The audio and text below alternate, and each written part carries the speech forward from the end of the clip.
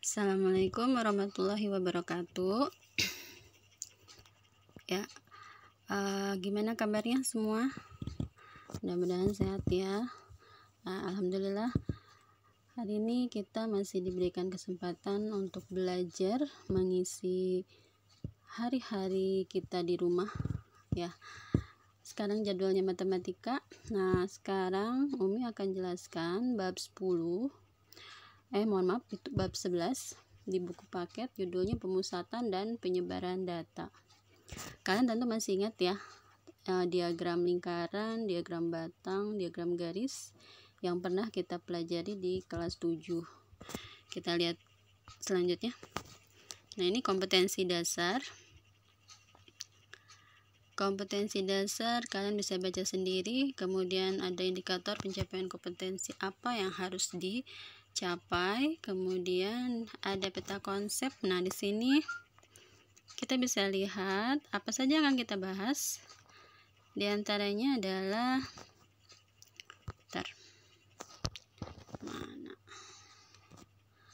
kita akan membahas ukuran pemusatan data, penyebaran data. Ini terbagi dua. Ukuran pemusatan data itu terbagi 3, ada min, median.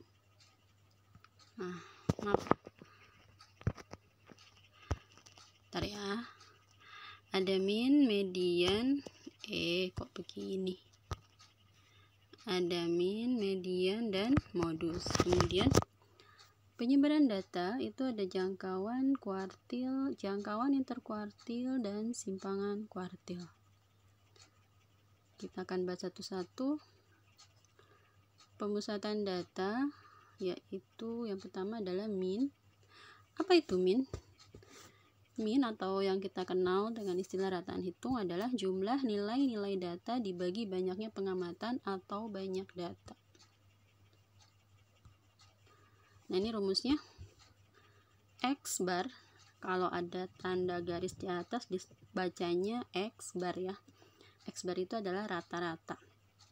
Sama dengan X1 ditambah X2 ditambah X3 ditambah, nah ini titik-titik ini berdasarkan banyaknya data. Kalau misalkan datanya ada 4, ya kita tulis X4. Kalau ada 5, X5, dan seterusnya sampai tak terhingga. Nah, N ini adalah apa? N ini adalah banyaknya data. Kalau misalkan kita tulis di sini X1, X2 sampai X3, maka N-nya itu adalah 3 ya. Kalau kita tulis sampai 5, misalkan X5, maka N-nya itu adalah 5. Jadi banyaknya data ya. Nah, kalau ini 1/n dikali sigma IN X1. Nah, ini nggak usah bikin pusing ya. Kita lihat soalnya lebih mudah daripada rumusnya. Nah, ini rumus min rata-rata data kelompok. Nggak usah dilihat deh, kalau pusing nggak apa-apa. Kita ke contoh soal. Contoh soalnya ini lebih mudah dibandingkan rumus yang tadi ya. Kalau rumusnya emang agak ribet. Kita bisa lihat, simple banget. Dan ini juga kalian sudah pernah belajar di kelas 7 ya, masih ingat kan ya? Misalkan ada 6 siswa yang diukur tinggi badannya dan diperoleh data tinggi badan dalam sentimeter sebagai berikut. Ini ada 155, 147, 160, 158, 156, dan 154. Yang ditanyakan adalah tentukan min atau rata-rata tinggi badan ke-6 siswa tersebut. Kita lihat jawabannya. Nah, ini data tinggi badan tadi itu tinggal ditambahkan saja. 155 ditambah 147, ini tinggi badan yang tadi ya, yang dari soal yang ini. Nah, ini ya. Oke. Jadi caranya adalah cukup ditambahkan semua datanya, ada 6 data dibagi 6. Nah, tadi Umi bilang ya, kalau atasnya ada 6, maka bawahnya 6 dan seterusnya. Hasilnya adalah 930 dibagi 6. Maka didapat 155. Nah, kesimpulannya, jadi rata-rata tinggi badan ke-6 siswa tersebut adalah 155 cm. Ya, sekarang kita ke contoh soal kedua. Nilai rata-rata matematika dari 15 siswa adalah 95. Jika satu anak yang susulan nilainya ditambahkan, maka nilai rata-rata terbaru menjadi 94. Berapakah nilai anak yang susulan tersebut? Ini soalnya beda kasus ya. Jadi rata-rata 15 anak itu sudah diketahui, yaitu 95. Kemudian datang satu anak karena susulan, maka rata-rata yang tadi itu kita akan rubah. Ya, dia akan berubah ya, karena ditambahkan dengan satu anak yang ikut susulan. Nah, di sini sudah diketahui rata-ratanya berubah dari 95 menjadi 94. Maka berapakah nilai anak yang susulan tersebut? Kita lihat jawabannya. Nah, kita gunakan rumus rata-rata kelompok yang tadi di awal ya, yaitu F1 dikalikan X1 ditambah F2 dikalikan X2 ditambah titik-titik. Titik-titik ini tergantung ada berapa data yang diberikan ya, karena tadi kan hanya ada 2 saja, jadi sampai 2. F1 ini frekuensi atau jumlah orang pertama, X1 ini rata-rata yang pertama tadi yang sebelum ada susulan ya. F2 itu jumlah anak yang ikut susulan, tadi ada 1 orang. X2 itu nilainya berapa.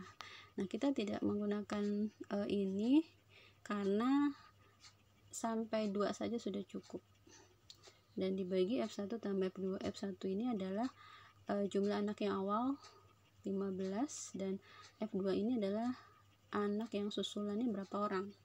Kalau satu anak tulis 1, kalau 2 2, dan seterusnya. Nah, ini hasilnya.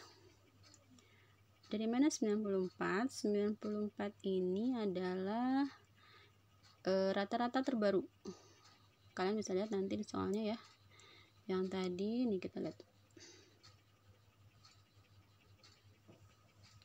Nah, ini 94 tuh ini rata-rata terbaru ya.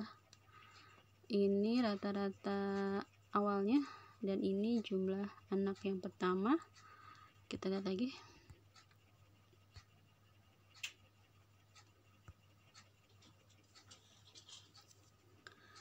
Nah, ini 94 adalah rata-ratanya sudah ada. F1 adalah jumlah anak yang pertama yang ikut, yang sudah ada nilainya ada 15 orang.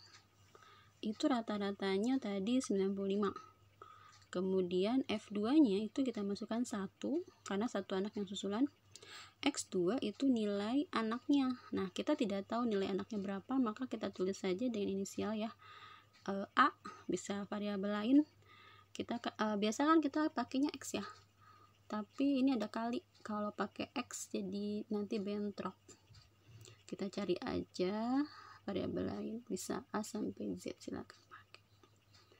Kemudian 15 tadi jumlah anak yang awal 15, 1 adalah yang ikut susulan. Kita kalikan 15 kali 95 itu hasilnya 1425. 1 dikalikan A itu hasilnya A, dibagi 15 tambah 1 itu 16. Paham kan ya?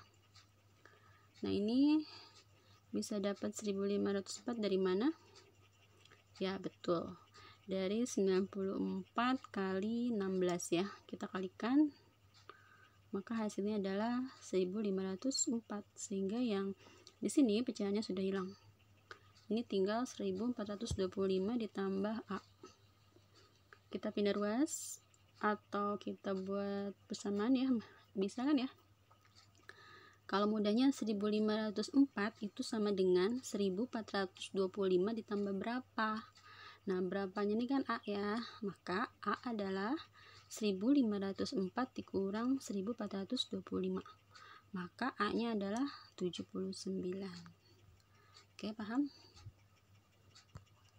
Nah, kesimpulannya adalah jadi nilai anak yang susulan tersebut adalah 79. Mudah-mudahan paham ya. Silakan disimak lagi. Contoh soal ketiga. Nah, ini bagaimana kalau data disajikan dalam bentuk diagram, sedangkan yang ditanyakan adalah kita disuruh mencari rata-rata. Bagaimana caranya? Nah, kalian Umi ingatkan lagi ya. Kita ingatkan lagi cara membaca diagram, paham kan ya? Nah, di sini ada nilai, kemudian ada frekuensi. Frekuensi itu jumlah orangnya. Misal kita baca yang nilai 4 itu ada 3 orang. Yang nilai 5 ada 2 orang. Yang nilai 6 ada 4 orang. Yang nilai 7 ada 2 orang. Nilai 8 ada 3 orang. Nilai 9 ada 1 orang. Paham kan ya? Oke, kita lihat cara menjawab rata-rata dari diagram garis yang disajikan. Itu langkah pertama adalah kita buat tabel. Kita pindahkan data dari diagram ke dalam tabel. Nah, ini nilai 4 itu ada 3 orang. Dari mana ini? Ya, dari sini. 4 ada 3. Kita tulis dari sini 4, 3. 5, nilai 5 ada 2. 5 ada 2. Paham ya? Dan seterusnya sampai 9. Nah, setelah membuat tabel, dari tabel ini nanti kita kalikan. Yang nilai ini kita kalikan dengan frekuensi. Maka kita buat kolom baru di sini. Kita kalikan semua. 4 kali 3 hasilnya 12. 5 kali 2 10. 6 kali 4 24. 7 kali 2 14. 8 kali 3 24. 9 kali 1 9. Bisa ya? Nah, setelah dikalikan, kita jumlahkan yang frekuensi. 3 tambah 2 tambah 4 tambah 2 tambah 3 tambah 1. Hasilnya adalah 15. Ini juga kita jumlahkan. 12 tambah 10 tambah 24 tambah 14 tambah 24 tambah 9. Hasilnya adalah 93. Maka rata-rata yang didapat adalah kita bagi yang jumlah ini ya, jumlah frekuensi kali nilai dibagi dengan jumlah frekuensi. 93 dibagi 15. Sebenarnya ini bisa pakai rumus, tapi kan kalau pakai rumus ribet ya. Jadi langsung aja.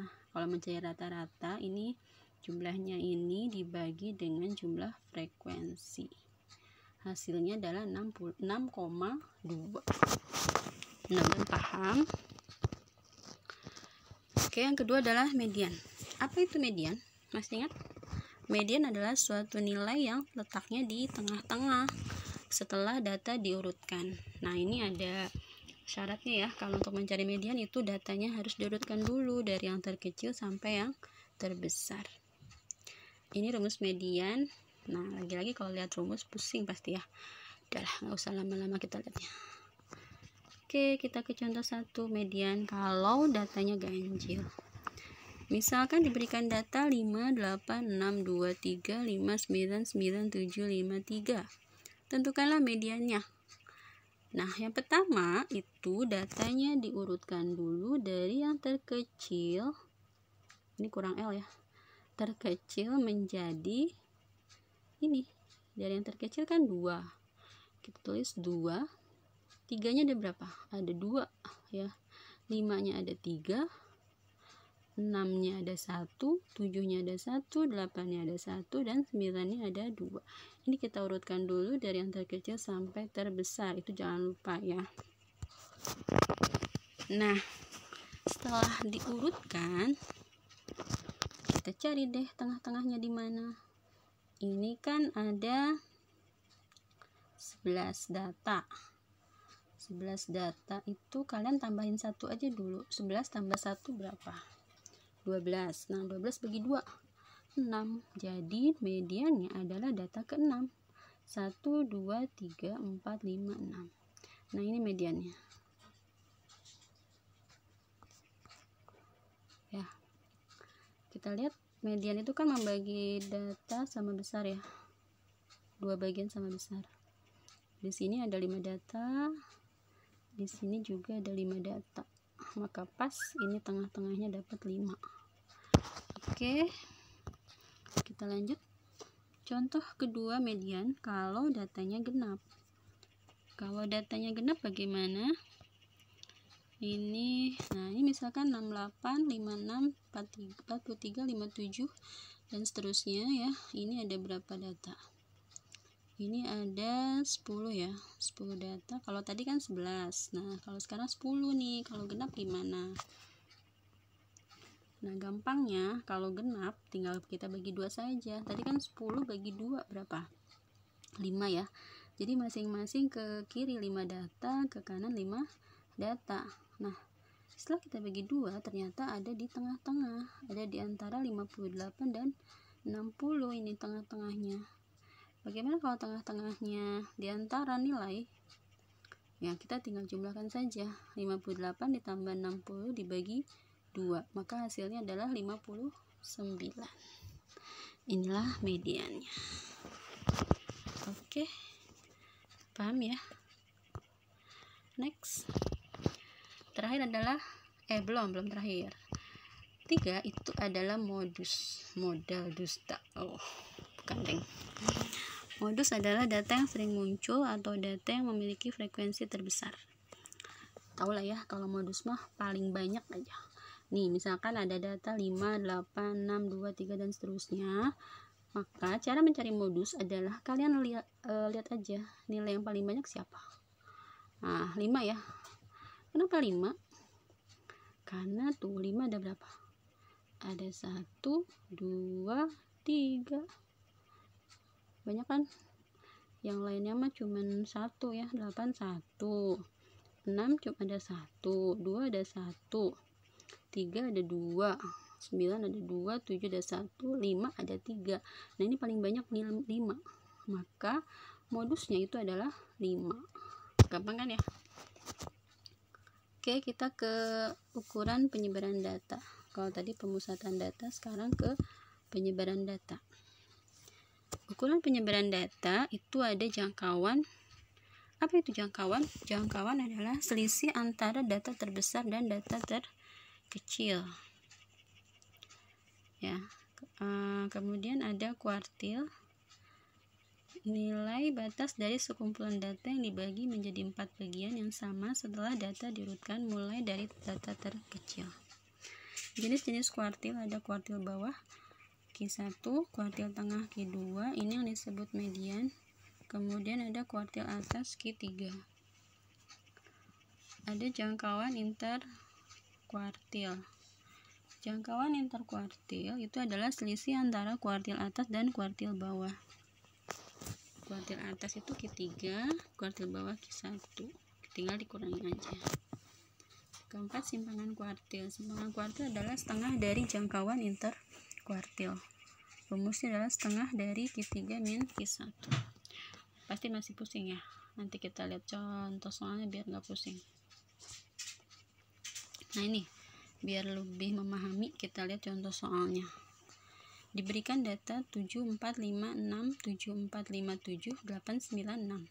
Tentukanlah A jangkauan, B kuartil Q1, Q2, Q3, C jangkauan interkuartil, dan D simpangan kuartil. Nah, yang pertama, kalau mencari jangkauan itu gampang banget ya. Caranya adalah kalian cari data terbesar dan data terkecilnya, kemudian kurangi. Kita lihat tadi data terbesarnya siapa. Nah, ini paling besar 9 ya.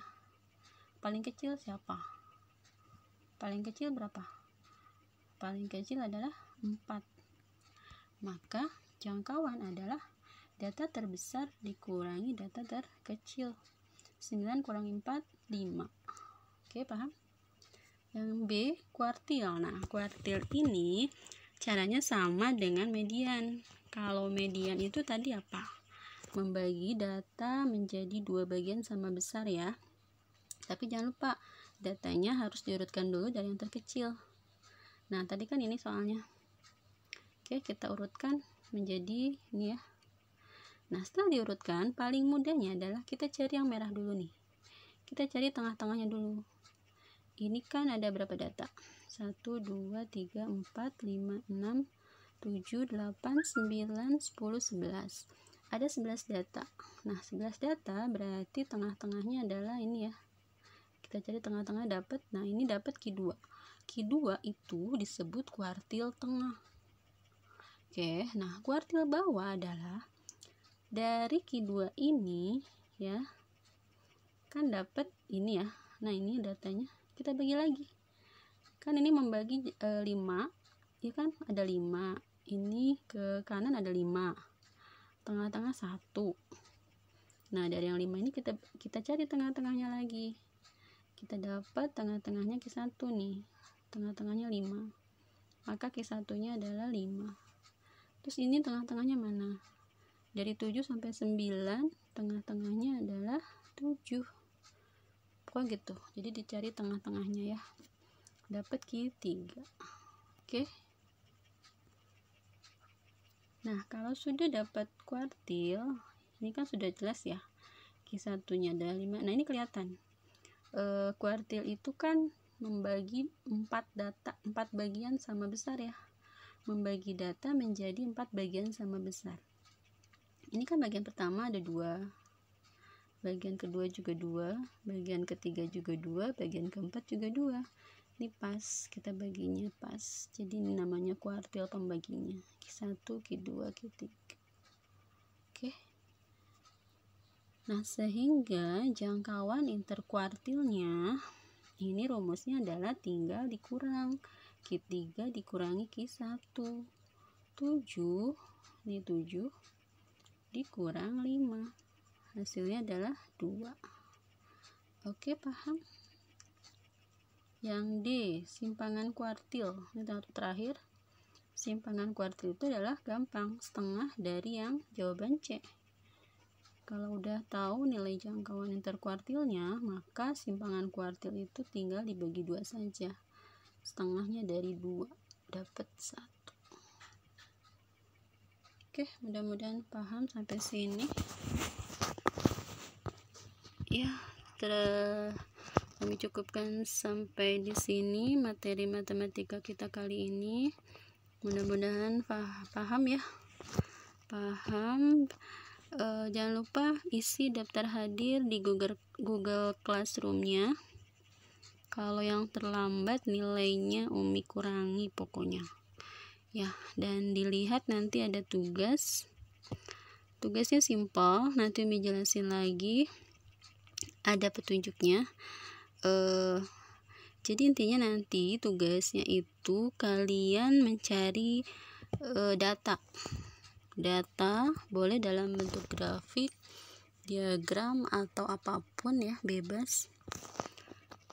Pokoknya nanti deh tugasnya itu kalian bisa baca di Google Classroom ya. Sampai di sini dulu penjelasan dari Umi, mudah-mudahan bisa dipahami.